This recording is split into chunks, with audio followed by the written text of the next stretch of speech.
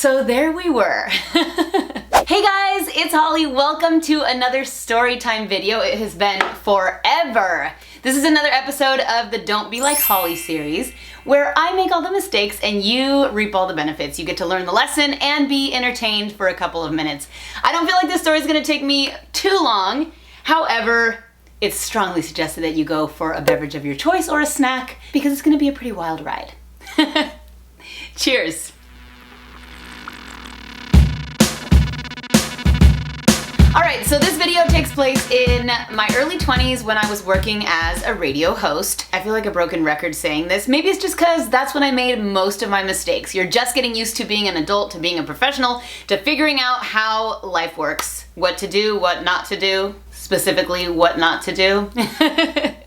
So anyway, the station that I worked at broadcast to 13 different cities, and one of the things that they loved to do was send us to these cities so that we could hang out with the listeners, you know, because they wanted it to seem like we were actually local in every single city, and that's kind of a hard thing to achieve. In this case, I had been sent to Phoenix and I was to present the band Belanova on stage at a private concert. Obviously, to represent the radio station, hang out with a lot of the listeners, yada yada yada. Now, as many of you know, I actually grew up in Arizona. About half of my childhood was spent there.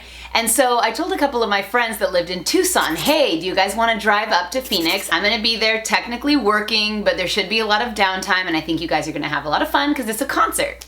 So my friend Lauren, my friend Chris, and another friend Mariah showed up. So as it often goes with these events, I didn't really know how many times I was expected to go on stage, what I was expected to do when I went on stage, what all my responsibilities would be for the night, how many hours I needed to set aside, if I needed to be backstage the whole time. I really didn't know any of it, and one of my main priorities was to make sure that my friends were having fun.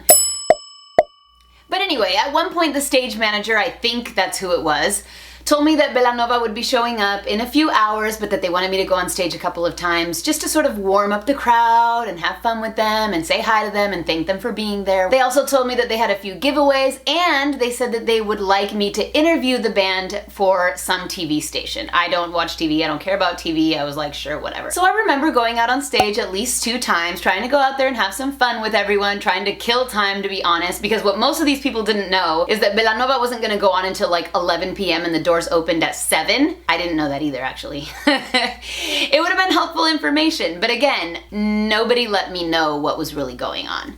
So during my second time up on stage, I'm doing my thing in my groove, having fun, and I hear someone behind me. It sounded like the stage manager, and he kind of like scream whispers out the door, "Holly, they're ready!" And I'm like, oh crap, okay. All right guys, so I know you're not here to see me. Who are you guys here to see? And everyone's like, Belanova! And I'm like, let's put our hands in the air for Belanova! And everyone starts clapping, and I'm expecting like, I don't know, some sort of a light to shoot off and music to start playing, and I run off stage, and literally nothing happens. And I'm like, okay, that's kind of odd.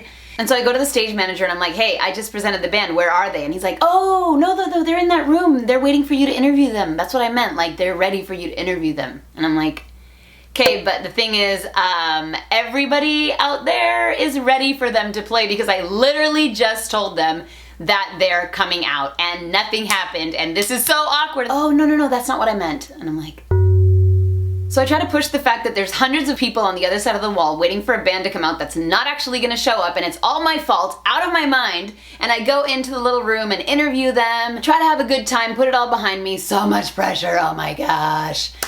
And then, get this, when I'm done with the interview, maybe 20 minutes had gone by, they're like, okay, we want you to go back out on stage and tell everyone to just keep enjoying the night and that Belanova will be out soon. I'm like, I don't want to go out there anymore. Like, I already told them one thing and it didn't happen, and the last person they want to see is me. And the last person I want to see is them. I'm done, I'm over it. Don't send me out until I'm ready to present the band. And they're like, well, you see, the thing is, we have some sponsors and you haven't mentioned them yet, and one of them is this wireless carrier and they're trying to give away this brick of a cell phone, and so you need to go on stage and somehow give that away to someone in the audience. And I'm like, great, this sounds like my idea of a good time. Going out to see an audience that has no interest in seeing me, who I've already promised something to that didn't come true. But you know, in those moments in life, you just gotta suck it up and deal with it. And there was actually another guy that worked at the station. We're gonna call him Milo. And he was just there for fun. He wasn't being paid to be there. I'm not quite sure what he was doing in Phoenix, but he was backstage and he wanted to go on stage with me and he insisted and my boss said he should do it. And I'm thinking like, I've got this under control. Like I know what I'm doing. I know they're gonna kind of give me some crap for going back out there, but I can handle it. But no, my boss wanted Milo to go and Milo really wanted to go too. So they gave us both mics and they sent us off to the stage again. Immediately when the crowd saw us, they started like, boo! And I was laughing because I'm like, dude, I would be in the same boat, you know? They didn't know that they were going for 4 hours of mixed music and then the band was gonna finally come out. They literally thought they were going to a Villanova concert and that was it. And Villanova hadn't showed up and I had already promised that they would. And so they're annoyed. And so I'm like, guys, I know I'm the last person you wanna see, but don't worry. I have an amazing cell phone courtesy of blah, blah, blah wireless. We're gonna give this phone away to one of you lucky guys. And once we give it away, I promise you, I'm not kidding this time, Villanova will be coming out and playing a show for you guys. And I feel like I kind of had it under control. I just needed to get that cell phone out of my hands and into the hands of a lucky winner and we could move on with our lives. But no, Milo apparently thought we were in some sort of a classroom. Because as we're giving this phone away, I think we decided to do Q&As and people raising their hands and it was a total mess. Whatever, I mean, what are you gonna do? They don't have microphones, you can't hear them. And people started chanting, "Fuera! Fuera! Fuera! Fuera! Fuera!" And the thing is, this is so classic Mexico. I'm probably other countries in Latin America as well. Fuera basically means out. Like, get out. Get off stage. Bye, leave, go. And I thought it was funny. But Milo did not. And he figured that the best way to put a halt to the situation was to act like a referee. And he was like, hey, what's this fuera? What's this fuera? What are you guys doing chanting fuera? I see you right there, you four, you guys started it. Don't try to hide now. And I was just like, oh my goodness, this is so awkward. We're just supposed to be having fun. Like, why are you yelling at them? This is not a classroom. We're at a club. We're here to have fun and listen to music and dance and poke fun and make fun of the people that are being ridiculous on stage if necessary. I sure didn't care, but that just made it 10 times more awkward. And at that point I was just like, you know what? It's the Milo show. I'm done. Like, I'm not even gonna present the band because at this point, if they don't come out for a second time, I will find a hole and crawl into it. So yeah, at that point the vibe totally changed because he called those guys out and made them feel singled out and just made it feel really stiff and awkward in there. You better believe I was excited to get off that stage. And when we presented the band, I think Milo ended up doing it because I was over it and they came out, played their show, everything was hunky-dory, whatever. I will say though, how many people in life can say that they were booed off a stage? I mean, it takes a special skill set. Now the lesson learned here for most of you who are probably never going to go on a stage and present a band, I don't recommend it anyway, is to not allow things to be so far out of your control. Even if you're dealing with people who are not organized and not on top of their game, it does not mean that you have to fall prey to the circumstances like I did. If they don't make it clear, ask questions until it is clear. I should have known how many times I was going on stage, how long they expected me to be up there, what my objective up there was going to be. Am I just here to entertain? Am I gonna end it with, let's keep listening to some great music mixed by DJ Eduardo and then Villanova will be here soon? Or am I literally presenting the band? And also, if someone's trying to interrupt you while you're in the groove, don't let them. Don't let them. Just keep doing what you're doing. Unless they're yelling the building's on fire, then you might want to listen. I said, oh Lord Jesus, it's a fire.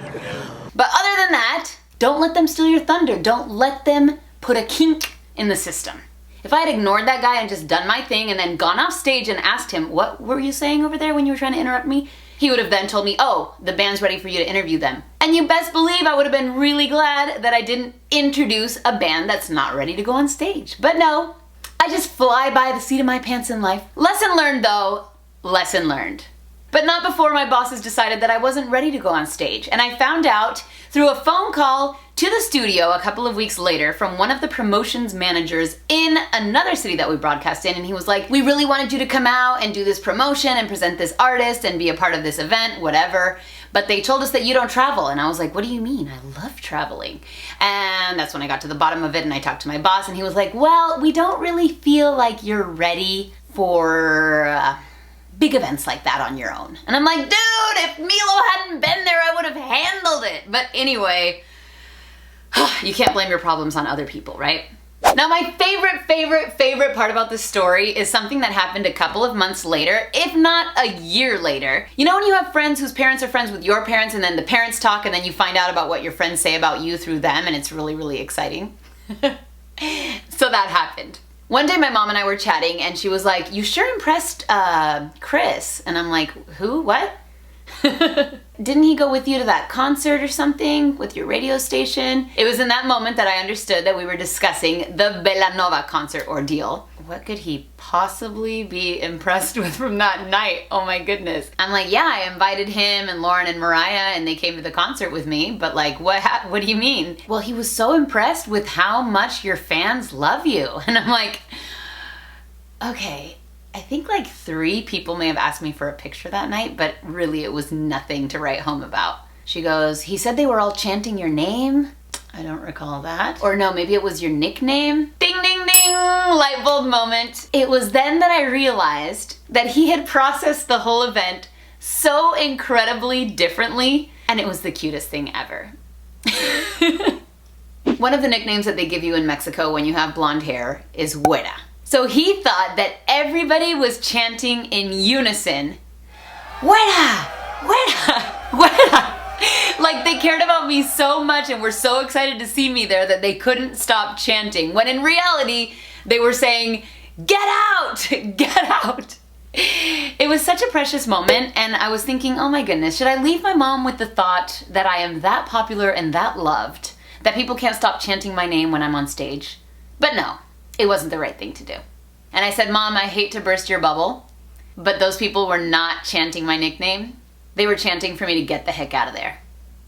And it wasn't actually until recently that I told my friend Chris that the way he had remembered things was not the way that things went down. We had a good laugh about it. I just love how missing out on one tiny piece of information can change the way that you see something 180 degrees. So yeah, for all of you who are interested in learning Spanish out there, güera means blondie or lighty, and fuera means out of here. That's about it for today's video, guys. Thank you so much for joining me. I had a lot of fun. Let me know down in the comments if you've ever had any similar situations to this one. Have you ever been booed off stage? Have you ever had a large group of people want you to exit the premises ASAP? I'd love to hear about it. Anyway, that's it for today. I'll see you guys very soon in another video. And remember, don't be like Holly. Bye.